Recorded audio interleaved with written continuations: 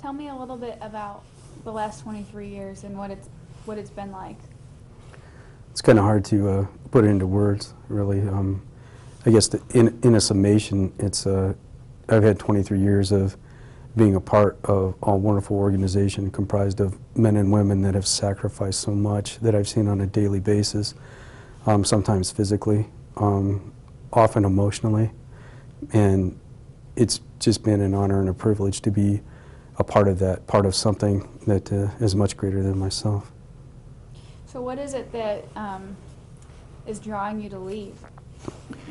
It's a time in life that happens to most of us where we come to a crossroads, where an opportunity presents itself to where you can go another route and maybe have a second career in another domain, and that for me is academics.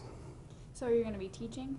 Well, I'll actually be working on my PhD that I started at Purdue University in the School of Technology, and the specific program is Technology, Leadership, and Innovation. And then where will you go from there? We'll get the degree, and we'll see where might be able to apply that as a professor, as an academic, teach and research. But we need to get the degree first before we move on. When are you thinking you're going to finish the degree? The target date is December of 2014. Like I said, I just started last August, so I've got my first semester under my belt. How different is that for you? I don't really know yet. I've worked full-time here and gone to school part-time for many years, and my current endeavor is really a seg for my second master's. So I don't know what it's like. I've never been a full-time student. Well, I take that back. As an undergraduate, I went to school full-time and worked part-time, so it's been a long, long time since I was a full-time student. So I don't really know what that's going to be like, and I guess that's part of the growth, the experience. Now, I guess looking back on the last 23 years, are there any moments that stand out to you that were particularly memorable?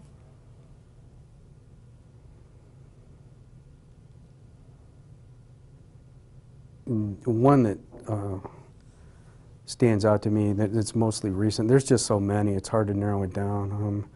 I guess one highlight that's recent and probably is Tom Davidson and detectives Mike Humphrey and Detective Brian Brown pursuing the murder investigation of Steve Smith, and the amount of effort that those guys went to, and it was a unique case because we didn't have a body, and to see that, to see that justice was done for his family, and that was pretty memorable. But again, there's just so much. I've been fortunate to be a part of working with these men and women. Particularly my last assignment here in Detectives is phenomenal. And I'll, for the rest of my days, I'll be awed and humbled that I was able to be a part of that as the division commander. It's a rare privilege. How long have you been captain? I was promoted to captain in March of 2004. So I'm coming to the end of my 8th year. And then, kind of, what was your journey before that within LPD? Started out as a patrolman. I was a patrolman for 13 years. Was promoted to sergeant in 2002, and then promoted to lieutenant in 2003, and then promoted in captain in 2004. So it's kind of once I started to throw my hat in the promotion ring, the ascension came kind of rapid, but I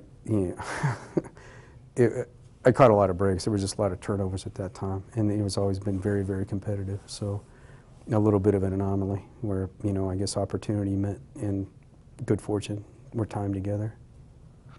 Do you know yet who will replace you as captain? My replacement will be Captain Kurt Wolf. Okay. And he's been a captain for 4 years, promoted in 2008, a veteran of the Lafayette Police. And he has a vast amount of experience in investigations. And so that it would be very, very seamless because he came from investigations. And then who will replace him, do you know? I think, well, the deputy chief is going to take over the captaincy duties for where Captain Wolf currently is in the Administrative Services Division. And then we'll have a promotion in March to determine who will be the next captain.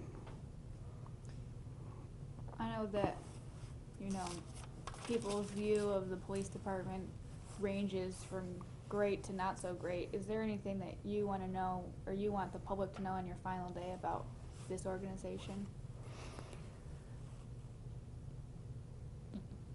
Again, it would be a summation, but whether people would accept it or not, you will not find a group of 132 people that will try to do everything they can to provide them with the best police service possible.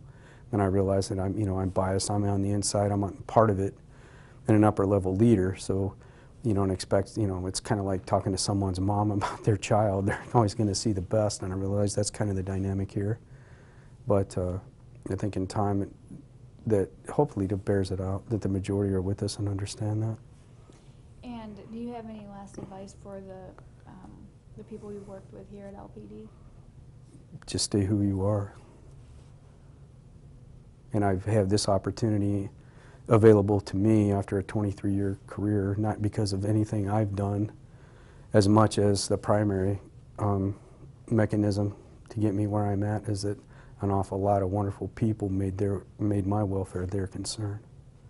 That's why I'm where I'm at, because I had a lot of people watching my back and helping me out through my career. Is there anything else you want to include? I'm just grateful. There's a kind of a convolution of emotions, but the one that I keep falling back on is gratitude. I'm grateful for the people that I've worked with here in my police career, and I'm grateful that the city fathers hired me 23 years ago, and it's been an honor and privilege to serve the citizens of Lafayette. I'm grateful for that opportunity. Kind of a bittersweet day for you? Yes. Yeah.